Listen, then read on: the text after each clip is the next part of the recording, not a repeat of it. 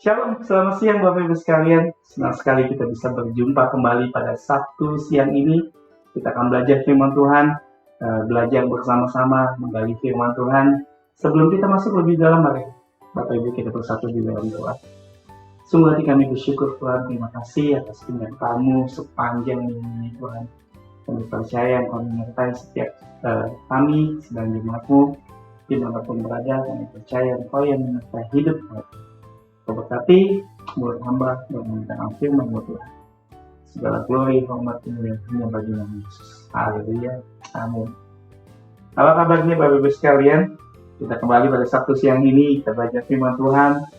Saya berharap semua dalam keadaan sehat, dalam keadaan kuat, dalam keadaan mempunyai semangat yang baru di setiap minggunya. Haleluya. Kita akan membahas tentang kelahiran yang baru, yaitu persembahkanlah hidupmu.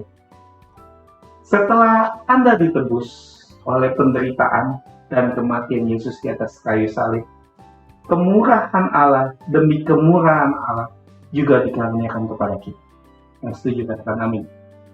Ada nasihat Paulus yang kita lakukan sekarang sebagai ibadah yang sejati.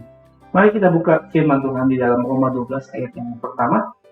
Saya bacakan, karena itu saudara-saudara, demi kemurahan Allah, aku menasihati kamu, supaya kamu mempersembahkan tubuhmu. Mempersembahkan apa? Tubuhmu sebagai persembahan yang hidup, yang kudus, dan yang berkenan kepada Allah.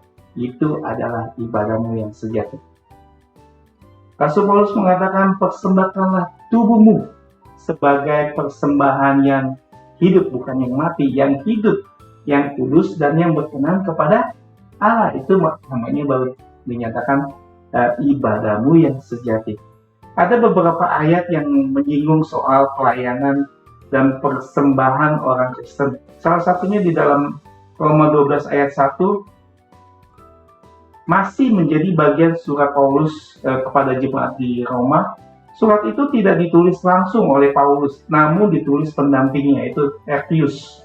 Di dalam Roma 12 ayat 1, termasuk dalam bagian pertama Roma 12 ini, perlu kita pahami dan perlu kita tahu bahwa Roma 12 ini menjadi dua bagian, Bapak Ibu. Yaitu di ayat yang pertama sampai yang ke-8, itu tentang persembahan yang benar di hadapan Tuhan. Dan ayat yang 9 sampai ayat yang ke-21, itu terkait nasihat untuk hidup di dalam kasih. Di dalam hal ini, umat Kristen diingatkan bahwa ibadah Kristen tidak hanya sebatas beribadah di dalam gereja setiap minggu, Bapak Ibu sekalian, namun juga mencakup perilaku kehidupan kita sehari-hari atau perilaku seorang Kristen, di mana harus mencerminkan karakter Kristus, di mana kita sebagai anak-anak Kristen, sebagai orang yang tahu kebenaran firman Tuhan, kita harus mencerminkan hidup kita, dilihat orang lain, berdampak bagi orang lain, untuk melihat terang Kristus itu ada di dalam kita sebagai orang Kristen. Bukan hanya di dalam gereja, tetapi kehidupan kita dilihat di luar gereja. Di kehidupan kita dilihat di dalam pekerjaan kita. Kehidupan kita dilihat dari perilaku kita, tetangga kita, bahkan orang terdekat kita sekalipun. Ya, jadi perilaku seorang Kristen harus mencerminkan karakter Kristus. Di antaranya itu mengasihi, memaafkan, hidup kudus, dan menyenangkan hati Tuhan atau hati Tuhan Yesus kita. Ya, ibadah sejati merupakan ungkapan dari bahasa Yunani-nya, yaitu logiken latrien humor, yang artinya ibadah yang logis atau yang pantas dan yang dapat dilakukan. Jadi apa sih yang dimaksud dengan ibadah yang sejati? Mungkin Bapak Ibu banyak pikir atau bertanya-tanya, apa sih yang harus kita lakukan supaya kita menjadi ibadah yang sejati, yang berkenan di hadapan Tuhan? Ibadah yang sejati itu adalah ketika umat Kristen mampu bertahan menghadapi tantangan hidup dan mengucap syukur di dalam segala keadaan, baik sukacita maupun di dalam keadaan susah. Itu adalah ibadah yang sejati bagi orang yang percaya, bagi orang Kristen. Jadi kita harus tahu bahwa ketika kita menghadapi tantangan hidup, dan mengucap syukur dalam segala hal yang kita hadapi, baik yang dalam keadaan senang, dalam keadaan frustasi, dalam keadaan tertekan, dalam keadaan tidak punya uang, kita harus tetap mengucap syukur. Yang kedua, ibadah yang sejati itu mempersembahkan tubuh kita sebagai persembahan yang hidup, yang khusus dan berkenan kepada Allah. Itu namanya ibadah yang sejati. Saya catat 2 poin ini karena kita tahu bahwa kita belajar mengenai ibadah yang sejati, yang setelah kita ditebus oleh Tuhan, sadar atau enggak sadar bahwa kita bukan milik kita sendiri, bukan milik kita pribadi, tetapi kita miliknya Tuhan. Hidup kita adalah miliknya Tuhan. Apa yang kita lakukan, apa yang kita perbuat, Tuhan tahu. Apa yang kita pergumulkan, apa yang kita ingin lakukan, nextnya bukan milik kita, tetapi kita harus serahkan semuanya untuk hormat, glory, kemuliaan bagi nama Dia. Jadi apakah rencana Allah sekarang itu di dalam hidup kita, di dalam tubuh ini? Di dalam 1 Korintus 6 ayat 19 itu, karena itu muliakan Allah dengan tubuhmu, dengan tubuh kita. Kita melakukan pelayanan, kita melakukan pujian, kita melakukan penyembahan kepada Tuhan, kita melakukan setiap kehidupan kita. Saya selalu berkata, Tuhan pakai hidupku sampai akhir hidupku untuk memuliakan Engkau, untuk selalu berfokus hanya kepada Engkau dan tidak mementingkan yang lain. Pakailah hidupku Tuhan. Dan saya selalu berkata, di saat kita mempersembahkan hidup kita, mempersembahkan tubuh kita sebagai untuk kemuliaan, untuk glory kemuliaan bagi Tuhan, kita harus menyenangkan hati Tuhan. Karena yang tadi kita baca dari firman Tuhan, tubuh kita bukanlah untuk kita lagi, tetapi untuk Tuhan. Biarlah semua yang kita pakai, semua kehidupan kita, mulut kita, pelayanan kita, untuk glory kemuliaan bagi Tuhan. Bukan maunya kita, bukan mau sendiri kehidupan kita, tetapi kita harus tahu bahwa di dalam Tuhan ada kekuatan, di dalam Tuhan kehidupan kita akan semakin lebih baik. Di dalam Tuhan, masalah-masalah kehidupan kita yang semakin terhimpit, Tuhan menolong hidup kita. Tuhan memberikan penebusan yang luar biasa dengan sangat-sangat mahal. Dia mengorbankan hidupnya untuk kehidupan kita. Di dalam 1 Petrus 2 ayat 5 dikatakan, Tuhan hendak mempergunakan kita sebagai batu hidup. Tuhan juga memanggil kita untuk menjadi batu hidup, Bapak Ibu. Yaitu batu yang bisa dibentuk, diolah, juga dicocokkan dengan sang batu penjuri. Kita ada sebagai batu yang hidup, di mana Tuhan memanggil hidup kita untuk kita bisa dibentuk, Bapak Ibu. Tanpa campur tangan Tuhan untuk membentuk hidup kita, kita tidak ada artinya sebagai batu biasa. Tetapi kita tahu bahwa sang batu penjuri itu, yaitu Yesus Kristus sendiri, yang membentuk hidupmu dan hidup. Hingga saat ini, dialah yang terbaik yang Tuhan berikan. Karena Tuhan bilang, rancanganku adalah rancangan damai sejahtera, bukan rancangan kecelakaan. Dan Tuhan Yesus, kita tahu kita bisa mengklaim itu, kita bisa melihat kehidupan kita melalui firman yang kita dengar. Kita hidup di dunia ini dengan satu visi ilahi yang besar, yaitu pembangunan rumah rohani, membangun tubuh Kristus di atas dunia ini. Seperti yang diajarkan Tuhan Yesus, kita harus berdoa supaya kehendak Allah, bukan kehendak kita, tetapi kehendak Tuhan terjadi di bumi seperti di surga.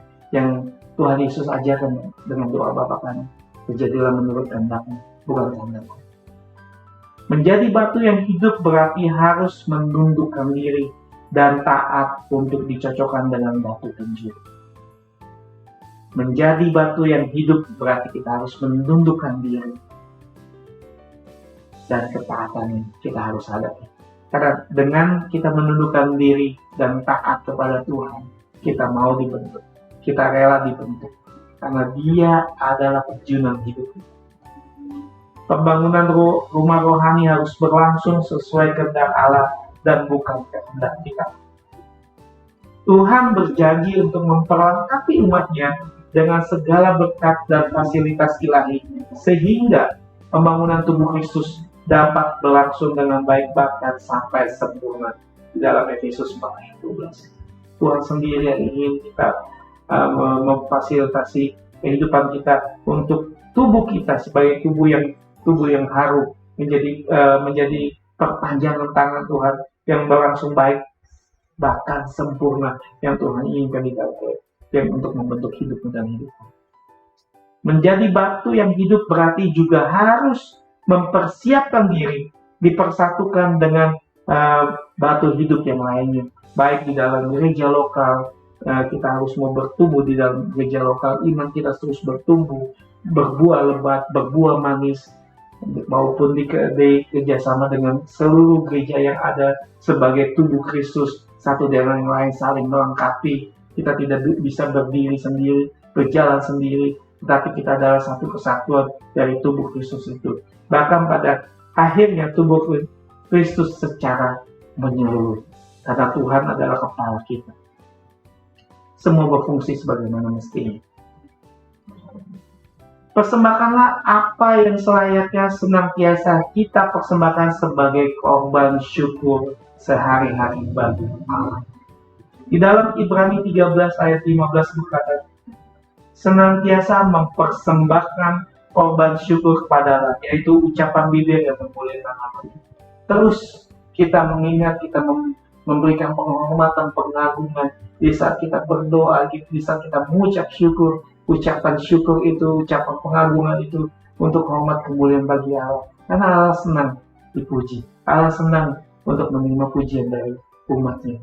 Karena di mana rencana Allah semula menjadikan kedua belas bangsa suku Israel sebagai imam-imam yang tugasnya melayani Dia, melayani kehendak Allah. Di dalam 1 Petrus 2 ayat 9 dikatakan, tetapi kamulah bangsa yang terpilih, imamat rajani, bangsa yang kudus, umat kepunyaan Allah sendiri, supaya kamu memberitakan perbuatan-perbuatan yang besar dari Dia. Dari kata imamat diambil dari bahasa Ibrani yang disebut Wayizira. Wayizira yang berarti Tuhan memanggil. Kata Yunaninya papas, atau yang artinya imamat adalah orang-orang yang dipanggil Tuhan untuk menjadi imam. Jadi apakah yang dimaksud dengan imamat yang rajani? Imamat yang rajani apa sih maksudnya? Kita belajar bahwa tugas seorang imam memimpin ibadah untuk menyembah Tuhan, mempersembahkan persembahan rohani, dan juga mengajarkan firman Tuhan kepada umat-umatnya, serta membawa orang lain kepada Tuhan. Itu adalah tugas kita sebagai imamat yang rajani. Tugas kita mencari jiwa untuk datang kepada Tuhan. Orang yang belum kenal Tuhan, kita kasih tahu ada keselamatan, ada kabar baik. Kita bawa kabar baik itu melalui buah-buah rohani yang ada di dalam kehidupan kita, sehingga orang lain bisa melihat kehidupan kita, dan kita menjadi berkenan kepada Tuhan. Dan kita membawa jiwa-jiwa yang Tuhan sudah tetapkan dalam hidupmu. Berdoa untuk jiwa itu, berdoa untuk setiap orang yang masih mungkin ada saudaramu atau orang tuamu atau siapapun yang Tuhan tetapkan di hatimu, untuk kau membawa jiwanya untuk datang kepada Tuhan dan mengenal Tuhan, bahkan sampai dibaptis. Dan tugasmu di dalam dunia ini, jadi kita sebagai imam, memimpin ibadah untuk menyembah Tuhan, mempersembahkan persembahan rohani, dan juga mengajarkan firman Tuhan kepada orang-orang yang belum mengenal Tuhan. Itu adalah tugas kita, bukan tugas pemerintah, Bapak Ibu sekalian. Tugas kita sebagai anak Tuhan, tahu mana yang terbaik yang Tuhan akan berikan, serta membawa orang itu kepada Tuhan dan mengenal Tuhan. Karena kita semua memiliki kedudukan yang sama, kita punya tugas yang sama, kita mempunyai panggilan yang sama dengan Tuhan. Sebagai imam, kita juga bertugas untuk membawa orang-orang di sekeliling kita untuk mengenal Allah. Sebagai raja, kita memerintah bersama-sama dengan Allah sampai kerajanya didirikan di atas muka bumi ini. Kita tahu bahwa tugas kita, pelayanan kita, membawa jiwa-jiwa yang Tuhan sudah berikan. Dan kita tahu bahwa Tuhan menetapkan kita untuk kita terus bersama-sama dengan Dia,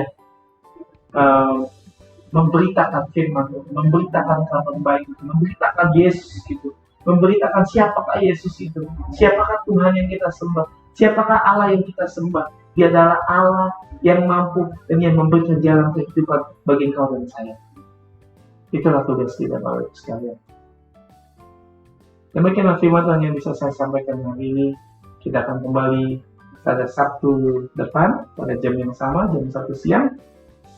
Sabtu depan kita akan belajar mengenai baptisan. Yang melewatkan, bagi Bapak Ibu yang ingin komen, ingin didoakan, silakan komen di bawah ini. Subscribe channel kami untuk bisa berkembang, untuk bisa saling membagikan satu sama lain. Bapak Ibu, jika Bapak Ibu ingin didoakan, komen di bawah. Dan kami akan sebagai ada tim yang mendoakan khusus untuk Bapak Ibu sekalian. Salam sukacita selalu. Tuhan Yesus memberkati. God bless you. Shalom.